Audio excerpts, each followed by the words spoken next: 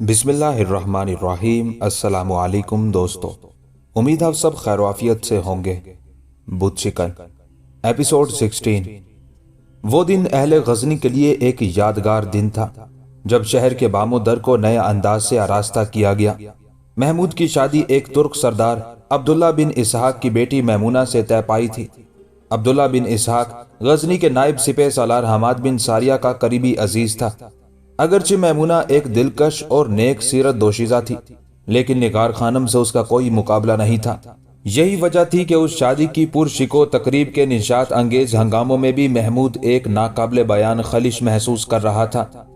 काश यूं होता कि बाबा जान मेरे दिल की आवाज सुन लेते और ना आसूदा जज्बों की जबान समझने की कोशिश करते। महमूद ने कई बार सोचा और उसे यूं महसूस हुआ कि रोशनी के बेशुमार कुमकुमे बुझ कर रह गए हैं और चारों तरफ धुआं फैलता जा रहा है। दोस्तों ने वली अहद गजनी का उदास चेहरा देखा तो सरगोशियों के अंदाज में शरारत आमेज बातें शुरू कर दी। महमूद सूरत हाल की नजाकत को महसूस करते हुए फौरन ही समझ गया और उसने अपने होंठों पर जबरी मुस्कुराहट सजा ली।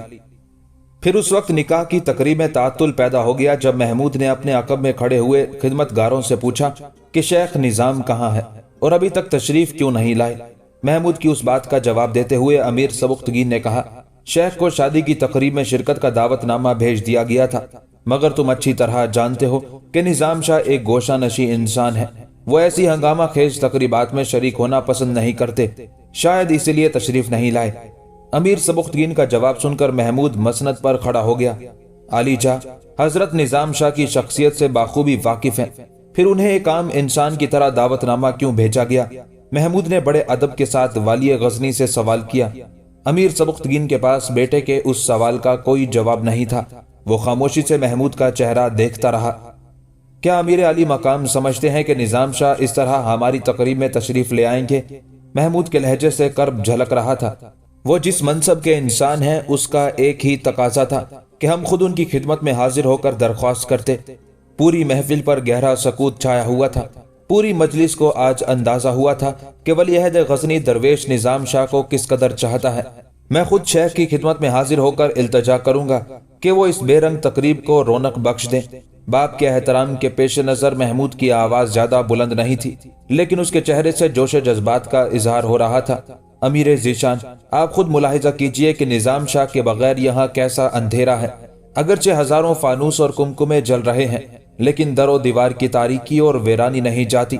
महमूद ने उस इमारत की तरफ इशारा करते हुए कहा जहां शादी की तकरीब मुनक्किद की जा रही थी और जिसके एक एक गोशे को रंगारंग फूलों और रोशनियों से इस तरह सजाया गया था कि गजनी की पूरी तारीख में तज़य्युन और आराइश की ऐसी कोई दूसरी मिसाल नहीं मिल सकती थी।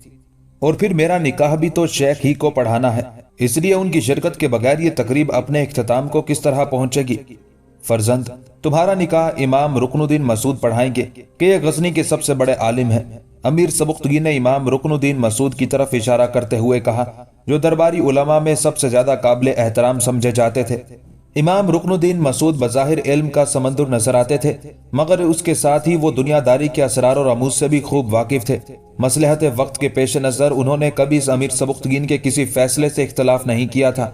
इसके अलावा इमाम रुकनुद्दीन मसूद दूसरे दरबारी उमरा के मर्तबे का भी लिहाज रखते थे।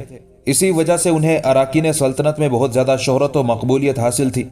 अमीर सबुख्तगीन के इंकशाफ पर वली अहद गजनी महमूद ने चौंक कर इमाम रुकनुद्दीन मसूद की तरफ देखा, जो मसनद निकाह पर दाएं जानिब बैठे थे और जिनके चेहरे से जलाले रूहानी की बजाय दुनियावी शान शौकत जाहिर हो रही थी। मेरी नजर में शेख निजाम शाह से बड़ा कोई आलिम नहीं है, महमूद ने अमीर सबुख्तगीन को मुखातिब करते हुए कहा। अहले गजनी ने इल्म का क्या मयार मुकर्रर किया है ये वो जाने, मगर मेरा निकाह निजाम शाह ही पढ़ाएंगे। मैं खुद शेख को लेने जा रहा हूँ। ये कहकर महमूद मसनद से नीचे उतर आया।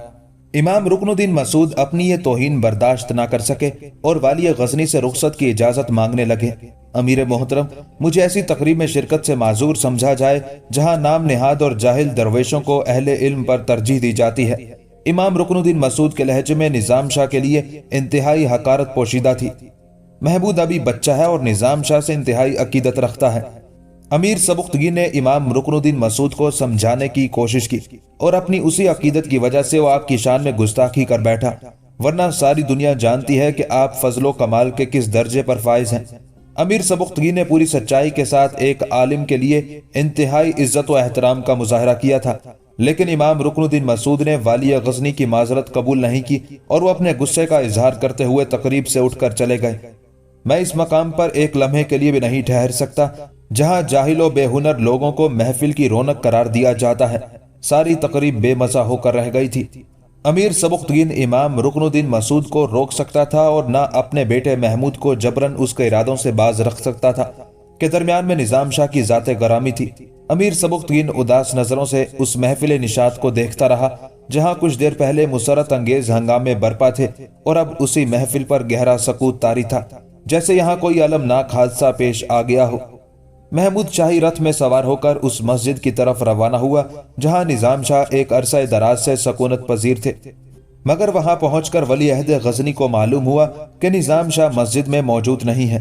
پھر بہت تلاش کے بعد محمود نے اس مرد درویش کو پا لیا جو رات کے اندھیرے میں ایک عام مزدور کی حیثیت سے کسی جاگیردار کے مکان کی تعمیر کر رہا تھا۔ نظام شاہ کے دونوں ہاتھ اور کپڑے مٹی کے گارے سے آلودہ تھے۔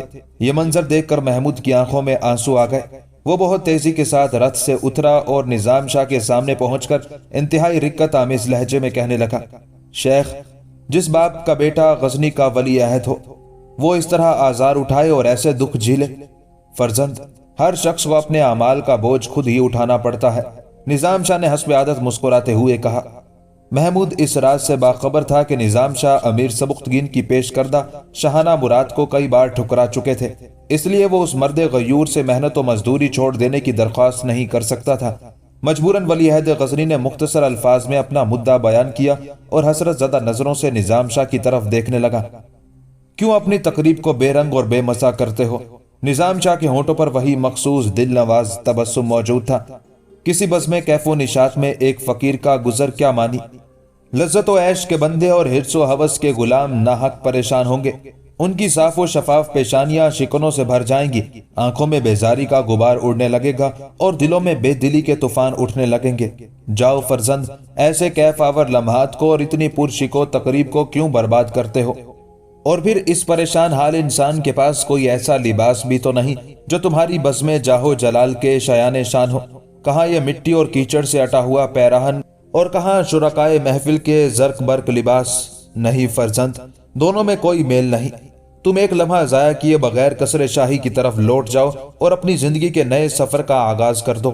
میری دعائیں ہر قدم پر تمہارے ساتھ ہیں۔ میرے لیے تمہاری یہی عنایت کافی ہے کہ مجھے میرا باقی ماندہ کام مکمل کر لینے دو۔ اگر آج کی رات یہ کام تکمیل تک نہیں پہنچا تو پھر مجھے مزدوری نہیں ملے گی اور اس صورت میں میرے متعلقین بھوکے مر جائیں گے۔ نظام شاہ کا اشارہ مرحوم فوجی کی بیوہ، اس کے بیٹے احمد سالار اور نگار خانم کی طرف تھا۔ نظام شاہ گزشتہ 10 سال سے تنہ تنہا ان تینوں افراد کی کفالت کر رہے تھے۔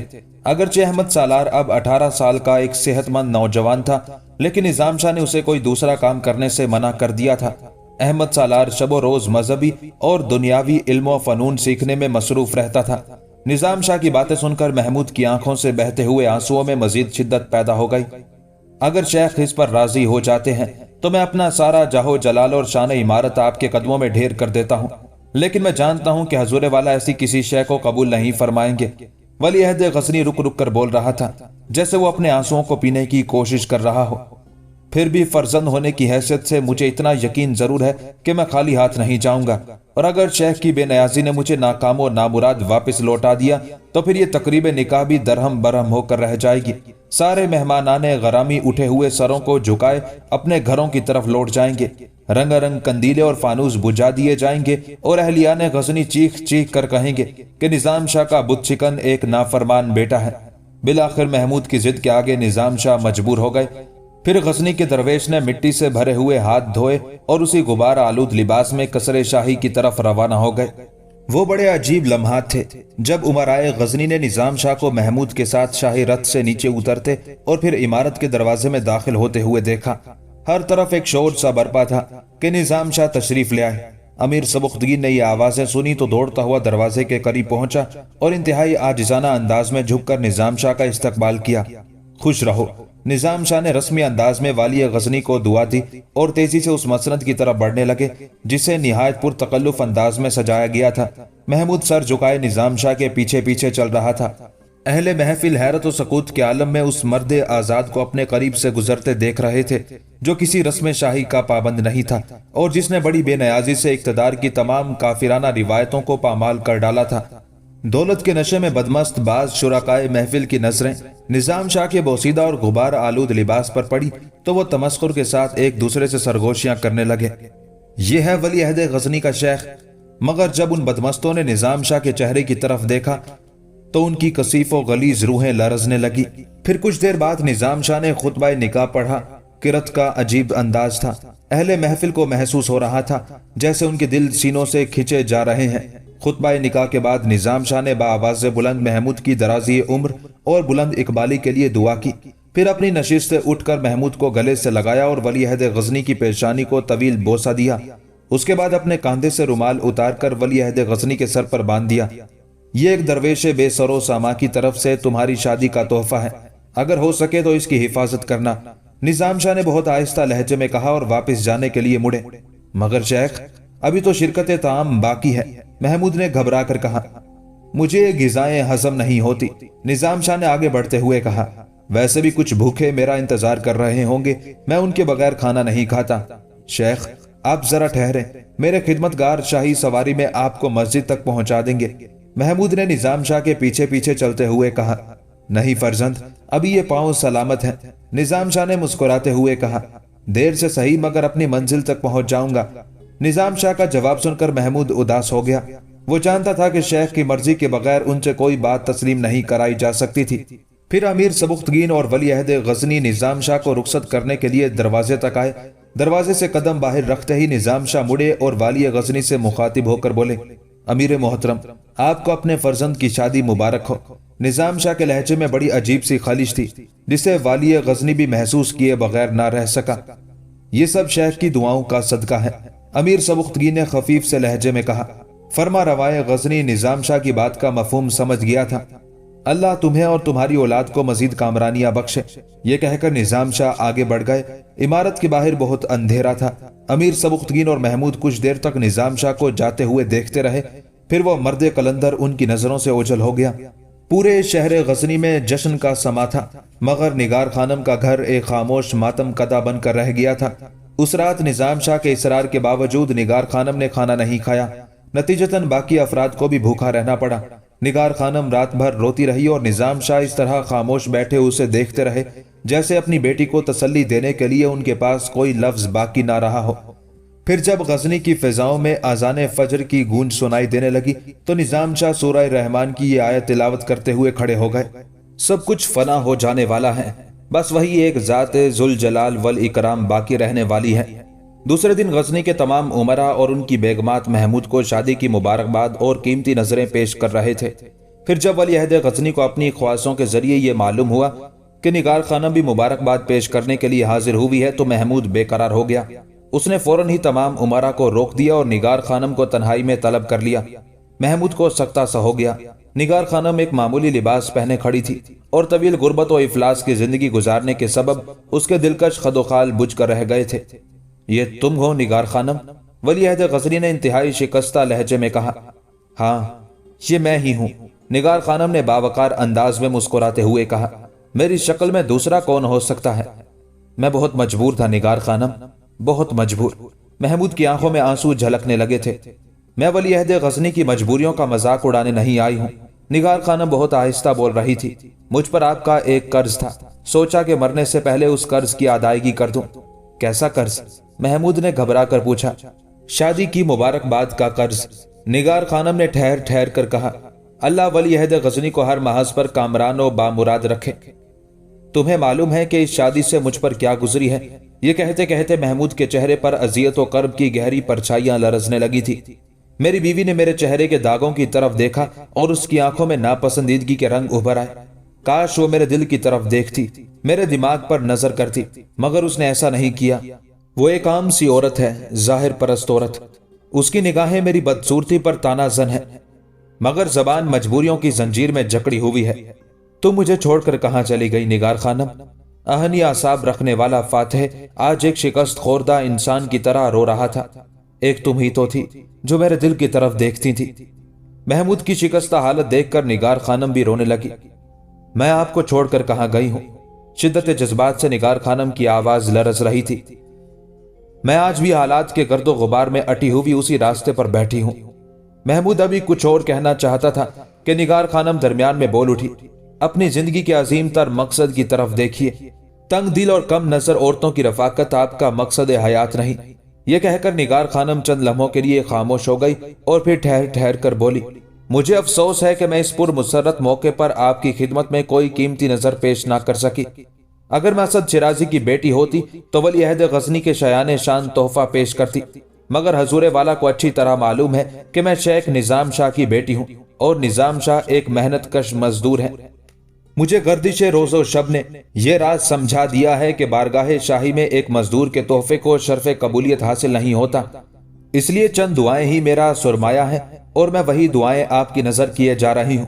यह कहकर निगार खानम वापस जाने के लिए मुड़ी, मगर चंद कदम आगे बढ़ने के बाद यकायक पलटी और महमूद की तरफ देखते हुए बोली, बेशक आप एक बड़े फातह, बड़े जंगजू और बड़े मुदब्बिर हैं, मगर फिर भी एक कमजोर औरत की यह बात हमेशा याद रखिएगा कि जिंदगी के बाजार में दिल की दुकान खोलने वाले बड़ा नुकसान उठाते हैं।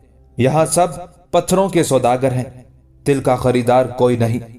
जैसे ही निगार खानम महमूद की खलवतगाह से बाहर निकली, अमीर सबुख्तगीन की जासूस कनीजों ने वाली गजनी को उस मुलाकात से बाखबर कर दिया।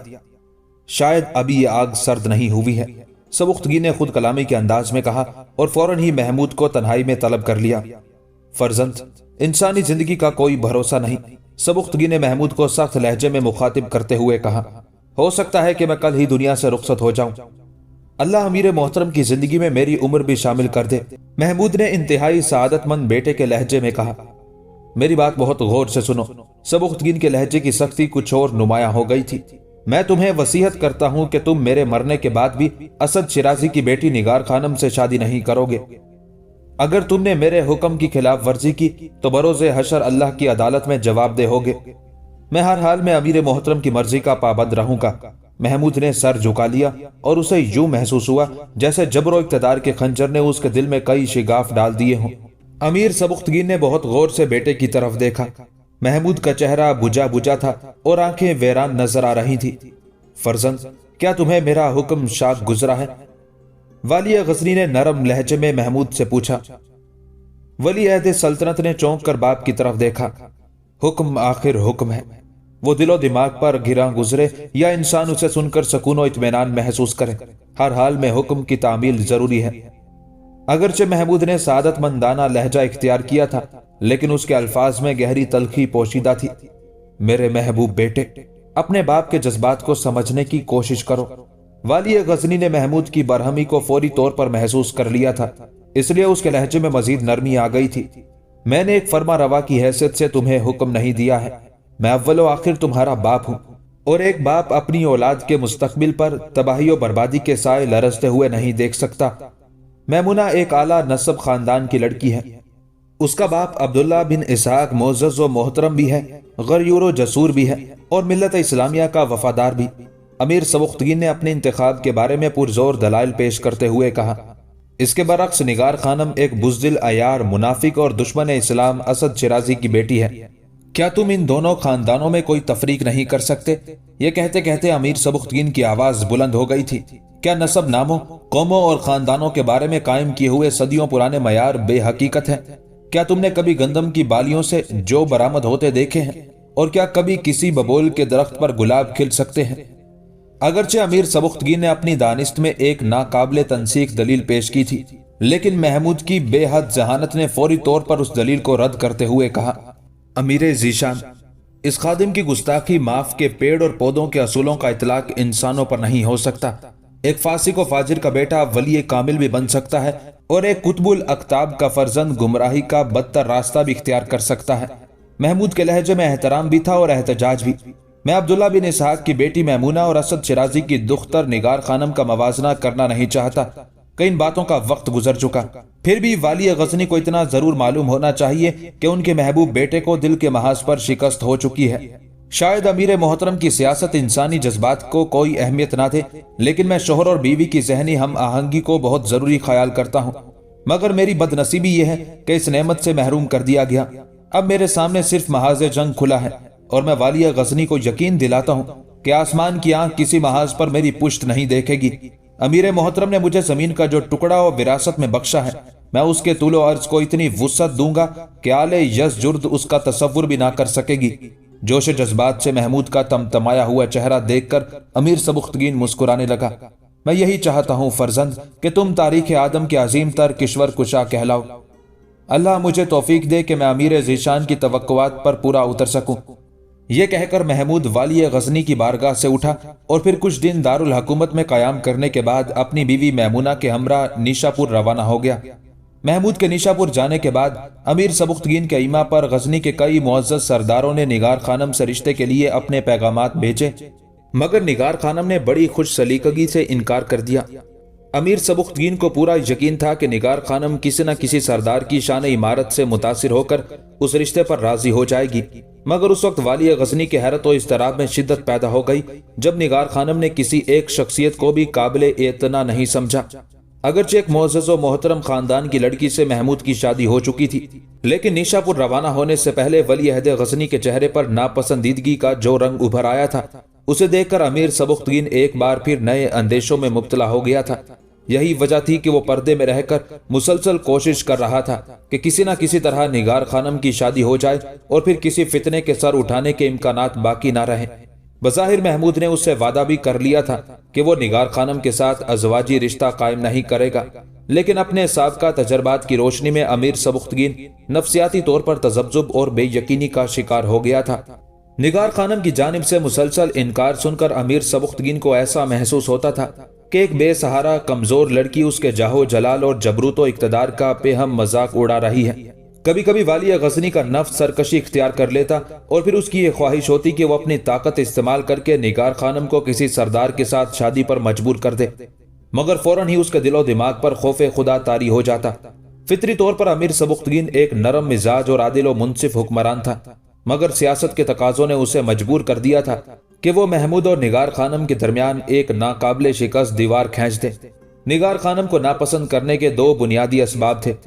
پہلا یہ کہ وہ منافق و مرتد انسان اسد شیرازی کی بیٹی اور ایک فاحشہ عورت ارمغانہ کی چھوٹی بہن تھی، اس لیے وہ نگار خانم کو محمود کی شریک حیات بنا کر کوئی فتنہ انگیز صورتحال پیدا کرنا نہیں چاہتا تھا۔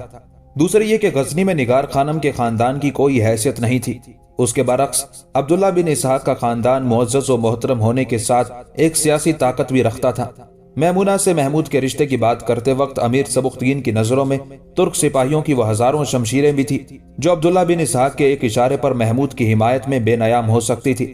یہی وجہ تھی کہ اس نے نگار خانم بنت اسد شیرازی کے مقابلے میں میمونہ بنت عبداللہ کا انتخاب کیا۔ اگرچہ امیر سبکتگین اپنے منصوبے میں کامیاب ہو چکا تھا، لیکن پھر بھی نگار خانم کی غیر شادی شدہ حیثیت اسے ذہنی پریشانی میں مبتلا رکھتی تھی۔ کچھ دن تو وہ اس خوش فہمی میں رہا کہ محمود کی شادی ہو جانے کے بعد نگار خانم اپنی فاقہ کش زندگی اور تنہائی سے گھبرا کر کسی بااثر شخص کا دامن تھام لے گی، لیکن اس کے مسلسل انکار نے والی غزنی کو یہ سوچنے پر مجبور کر دیا تھا کہ نگار خانم ایک نرم و نازک سی دوشیزہ کے پیکر میں کوئی آہنی چٹان ہے جسے آلائے جبر و اقتدار سے ریزہ ریزہ تو کیا جا سکتا ہے لیکن پگھلایا نہیں جا سکتا۔ مجبوراً امیر سبکتگین نے نگار خانم کے سلسلے میں اپنی منصوبہ بندی کا سلسلہ ختم کر دیا اور امور سلطنت کی طرف متوجہ ہو گیا۔ اسی دوران جب نگار خانم کی شادی کے سلسلے میں مختلف سرداروں سے پیغامات آ رہے تھے، ایک دن نظام شاہ نے تنہائی میں نگار خانم سے کہا، بیٹی میری بھی یہی خواہش ہے کہ تم کسی نہ کسی رشتے کو دل سے نہ سہی ضرورتاً قبول کر لو۔ کیسی ضرورت بابا؟ نگار خانم نے حیرت زدہ لہجے میں پوچھا تھا۔ شادی انسان کی بنیادی ضرورت ہے، نظام شاہ نے انتہائی مشفقانہ لہجے میں اپنی سرکش بیٹی کو سمجھاتے ہوئے کہا۔ عورت و مرد کی تنہا زندگی بہت پرخطر اور خوفناک ہوتی ہے۔ اس تنہائی سے فائدہ اٹھاتے ہوئے شیطان کسی وقت بھی حملہ آور ہو سکتا ہے۔ میں نہیں چاہتا کہ تمہارے شب و روز شیطانی حملے کی زد پر رہیں۔ گستاخی معاف، آپ بھی تو تنہا ہیں بابا۔ نگار خانم نے شادی سے انکار کرنے کا بڑا عجیب و غریب جواز تراشا تھا۔ اگرچہ یہ بڑی بے ادبی تھی، لیکن نظام شاہ کے ماتھے پر نہ ہلکی سی شکن نمایاں ہوئی اور نہ آنکھوں میں کوئی دھندلا سا رنگ غضب ابھرا۔ بس ایک لمحے کے لیے ہونٹوں پر افسردہ سا تبسم مچل کر رہ گیا۔ میری محبوب بیٹی، तुम मेरी जात को दरमियान में क्यों ले आई? मैं तो एक जान सोख्ता इंसान हूं।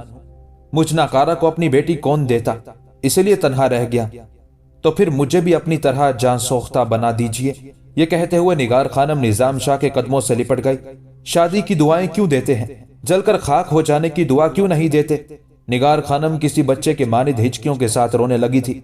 निजाम शाह कुछ देर तक सकूत के आलम में आसमान की तरफ देखते रहे, फिर निगार खानम के सर पर हाथ फेरते हुए उसी पुर जलाल लहजे में बोले, अच्छा तेरी यही मर्जी है तो फिर जलकर राख हो जा और राख होकर इक्सीर बन जा।